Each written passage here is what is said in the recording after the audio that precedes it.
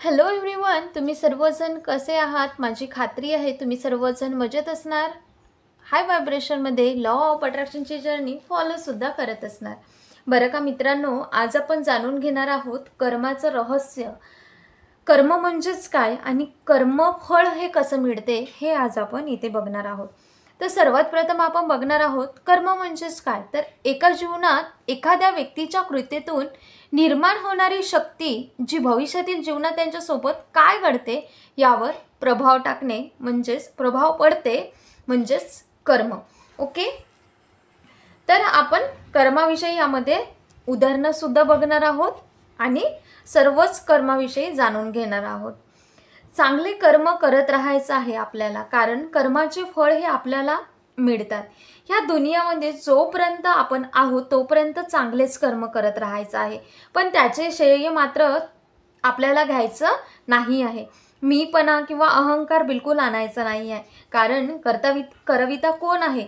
तर करता करविता हा सुप्रीम पॉवर युनिवर्स आहे. कारण ह्या दुनियेमध्ये आपण एक वेळ माध्यम म्हणून आलेलो, एक केवळ माध्यम म्हणून आपण ह्या दुनियेमध्ये आलेलो आहोत.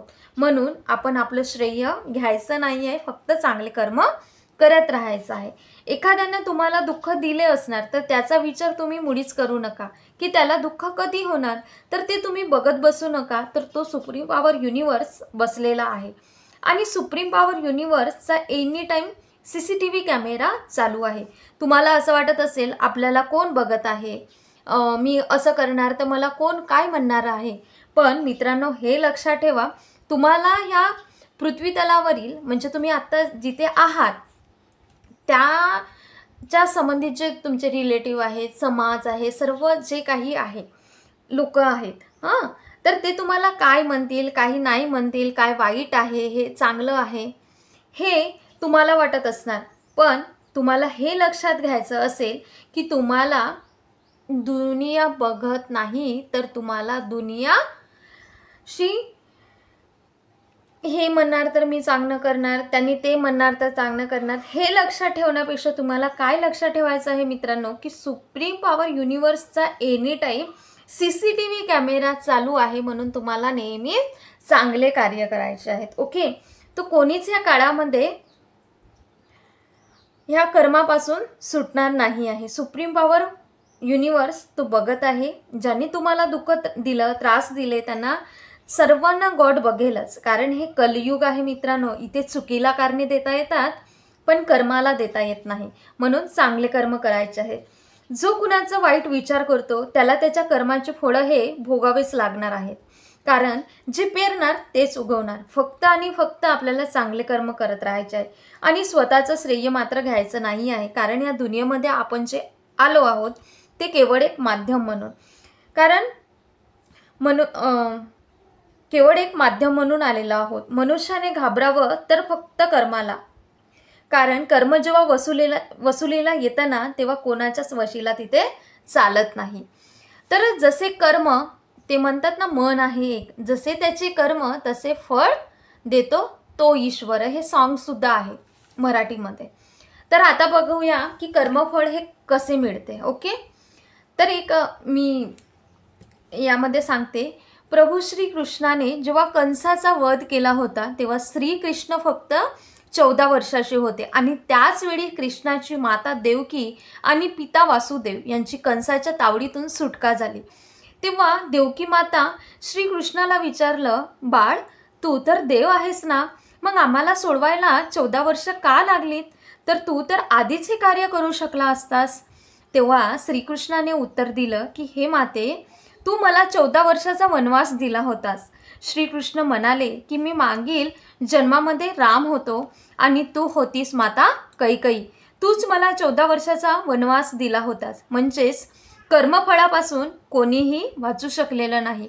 म्हणून तुला 14 वर्ष दुःख सहन करावं लागलं. तेव्हा मात्र देवकी आश्चर्यचकित झाली आणि त्यांनी विचारलं, मग मागच्या जन्मी यशोदा कोण होती? तर ती होती माता कौशल्या. मागील जन्मात माता कौशल्या 14 वर्ष आपल्या पुत्रापासून दूर राहिली आणि त्याचप्रमाणे तुला तुझ्या कर्माचं फळ मिळाले. विचार करा मित्रांनो, देवच कर्मापासून वाचू शकले नाही तर आपण तर साधे एक मनुष्य आहोत. म्हणूनच आपल्याला चांगले कर्म करत राहायचं आहे या दुनियामध्ये.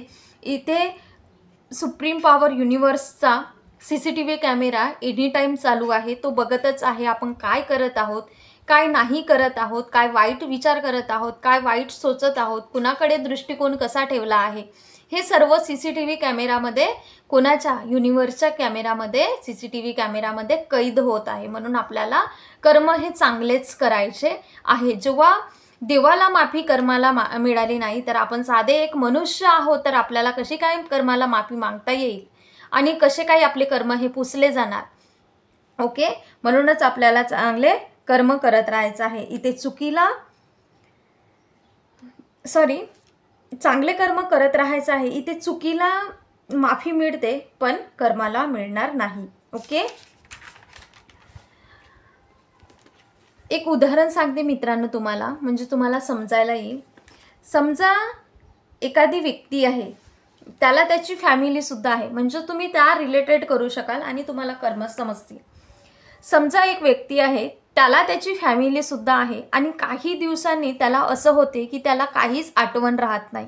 असा हादसा त्याच्यासोबत घडतो. ओके, त्याला हॉस्पिटलमध्ये नेला जाते, ती फॅमिली घेऊन जाते, तर तिथे डॉक्टर सांगतात की याची याददाश्त गेली. आता त्या व्यक्तीला काहीच आठवत नाही, पण त्याची जी फॅमिली आहे ती त्या व्यक्तीला सोडून देणार का? सांगा बरं. नाही सोडणार ना मित्रांनो. त्याला परत परत आठवण करून देणार का?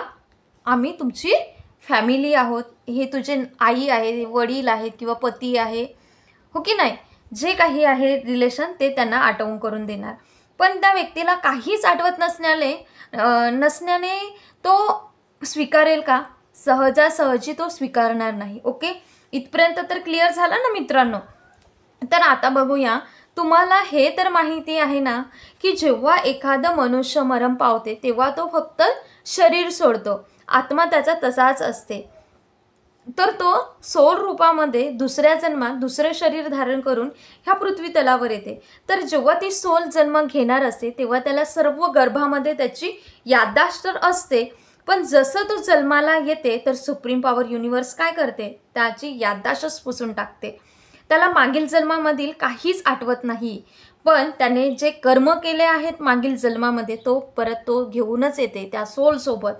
आणि जसं ती फॅमिली आठवण करून देत राहते की मी तुझी फॅमिली आहे, आम्ही तुझे हे रिलेटिव्ह आहोत, तसं हे कर्म आपल्या पुढील जन्मामध्ये सुद्धा येते आणि हे दुसऱ्या सोलद्वारे ते घडून घेतल्या जाते. म्हणून जे काही वर्तमान काळामध्ये स्थिती आहे ते आपल्याच कर्माचे फळं आहेत. काही लोकांना रिलेशनशिपमध्ये प्रॉब्लेम येतात, मनीमध्ये, करिअरमध्ये, तर हे काय आहे? तर आपण लॉ ऑफ अट्रॅक्शनमध्ये काय म्हणतो?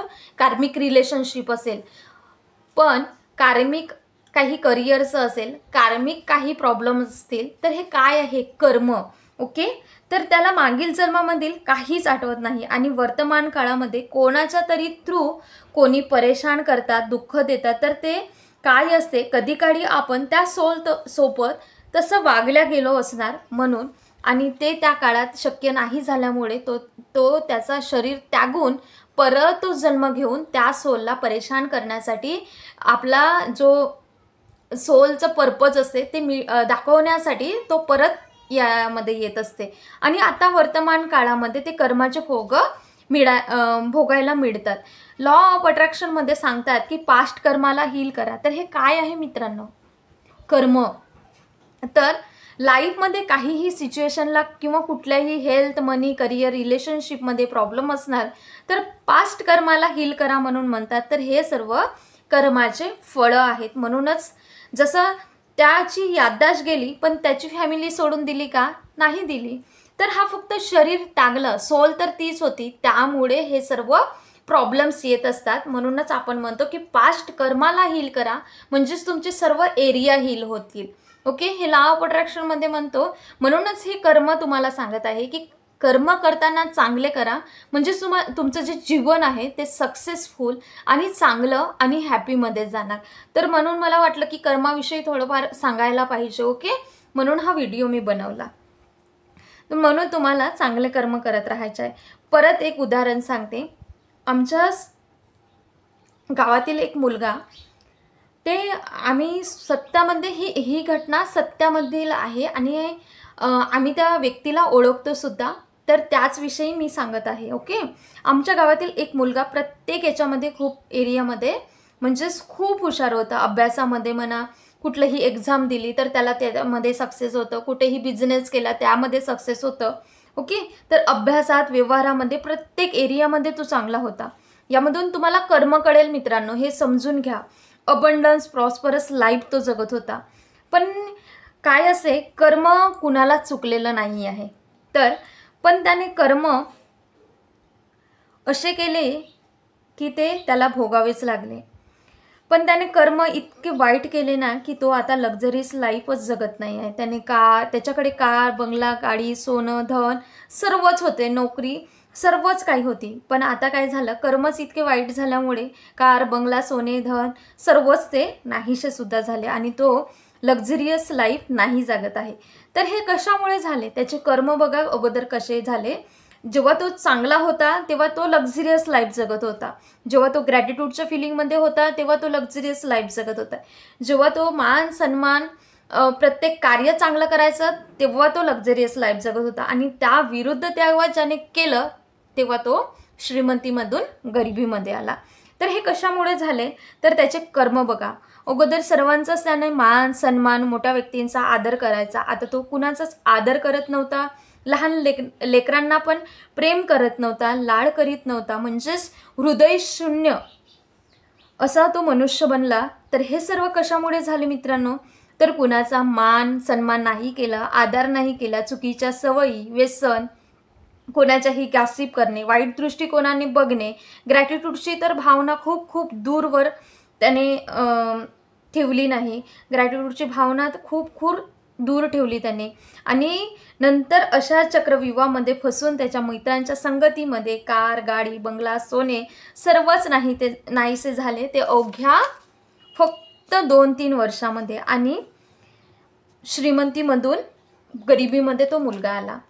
आम्ही असे डोळ्यानंही प्रत्यक्ष उदाहरण बघितलेलं आहे मित्रांनो. आणि त्याला खाण्याचे लाले सुद्धा पडू लागले आणि नंतर तो पूर्ण कर्जबाजारी होऊन फसला.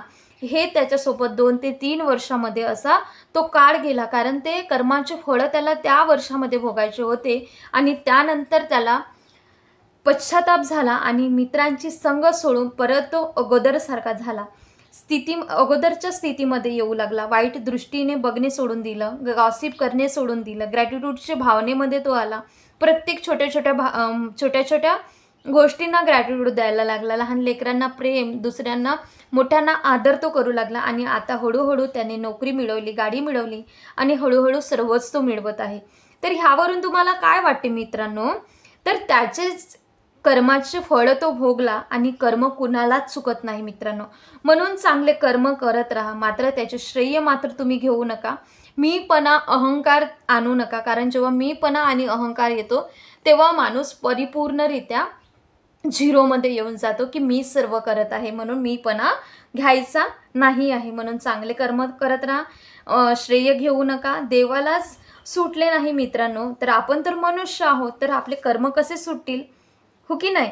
जे कर्म आहे, जितके वर्ष भोगायचे होते तेवढे वर्ष ते भोगून द्यावंच लागतात. म्हणून आपल्याला कर्म करताना चांगले कर्म करायचंच आहे. कोणाचाही वाईट विचार करायचा नाही आहे, कुणालाही दुःख द्यायचं नाही आहे. म्हणतात ना, जसे त्याचे कर्म तसे त्याचे फळ देतो तो ईश्वर. हेच आहे कर्माचं रहस्य. ओके. आणि वाईट कराल तर तुम्हाला पण त्याचे कर्म भोगायलाच मिळणार, हे विसरा नको. म्हणून कर्म हे चांगले करा. कोणालाही न दुखवता जगता आले पाहिजे, याच्यासारखं सुंदर असं कर्म नाही. आणि ज्याला हे कळले त्याला वेगळे पुण्य कमवायची गरजच राहत नाही. तर हे समजलं ना मित्रांनो, कोणालाही न दुखवता जगता आले पाहिजे यासारखे सुंदर कर्म नाही. आणि ज्याला हे कळले त्याला वेगळे पुण्य कमवायची गरजच राहत नाही. हे आहे कर्माचं रहस्य. तर यावरून तुम्ही म्हणजे सगळे चांगले कर्म करत राहा, कुणालाही दुखवायचं नाही. जेणेकरून कोणी दुखवतही असेल तर त्याला त्याचे कर्म म्हणून सोडून माफी मागून घ्यायची. आपल्याला फॉरगिव्हनेस प्रेयर तर माहीतच आहे. कुणाचाही राग द्वेष आपल्याला करायचं नाही आहे. म्हणून लॉ ऑफ अट्रॅक्शनमध्ये सांगतात ग्रॅटिट्यूडच्या फिलिंगमध्ये राहा. ओके. मान सन्मान आदर करा, गॉसिप करणं पूर्णपणे सोडून द्या. तेव्हा कुठे व्हायब्रेशन आपले फ्रिक्वेन्सी तशी मॅच होते आणि आपले कर्म चांगले असले तर आपल्या लाईफमध्ये प्रत्येक एरियामध्ये आपल्याला सक्सेस मिळत असते, बरोबर. म्हणूनच लॉ ऑफ अट्रॅक्शनमध्ये गॉसिप करणं, दुसऱ्या लोकांचा वाईट विचार करणे, स्वतःचा आदर करणे, स्वतःवर प्रेम करणे, ह्या सर्व गोष्टी सांगितल्या जातात. तेव्हा आपले कर्म हे चांगले असतात. म्हणूनच आपल्याला आणि प्रत्येक एरिया हा हील होत असते. म्हणून आपल्याला कर्म हे चांगलेच करायचं आहे. आणि एक मोस्ट इम्पॉर्टंट लक्षात ठेवायचं आहे की लोक काय म्हणतील हे ऐकण्यापेक्षा एकच आपल्याला माहीत करून घ्यायचं आहे की म्हणजेच लक्षात ठेवायचं आहे की जे सुप्रीम पॉवर युनिवर्स बसलेला आहे त्याचा CCTV कॅमेरा ओपन आहे आणि तो CCTV कॅमेरामध्ये आपण जे काही कार्य ह्या जीवनामध्ये करत आहोत ते कैद होत आहेत. आणि म्हणूनच चांगले कर्म करायचे आहे. तुम्ही लपून छपून जरी कुणाच्या नजरेत छान आहात आणि स्वतः जर काही वाईट कार्य करत असणार तर ईश्वराचा CCTV कॅमेरा ओपन आहे, त्याचे फळ हे भोगायलाच मिळणार आहे. कारण जेव्हा देवाला कर्म सुटले नाही तर आपण तर एक साधे मनुष्य आहोत मित्रांनो. म्हणून चांगले कर्म करा, हे आहे कर्माचं रहस्य. मी तुम्हाला एक सत्यातली गोष्ट आणि श्रीकृष्णांचं सुद्धा उदाहरण सांगितलं आहे आणि यामध्ये तुम्हाला कर्म समजेल इतक्या सोपं भाषामध्ये समजावून सांगितलं. ओके, तर ह्या पद्धतीने तुम्ही चांगल्या प्रकारे कर्म करा आणि प्रत्येक एरियाला सक्सेसफुल बनवा आणि हॅपी रहा. ओके, तर हा व्हिडिओ आवडला असल्यास आणि हा व्हिडिओ फायदेमंद वाटल्यास ह्या व्हिडिओला लाईक, शेअर आणि चॅनलवर नवीन असणार तर चॅनलला जरूर सबस्क्राईब करा आणि हा व्हिडिओ जास्तीत जास्त लोकांपर्यंत पाठवा. Thank you so much. Thank you for everything. God bless you.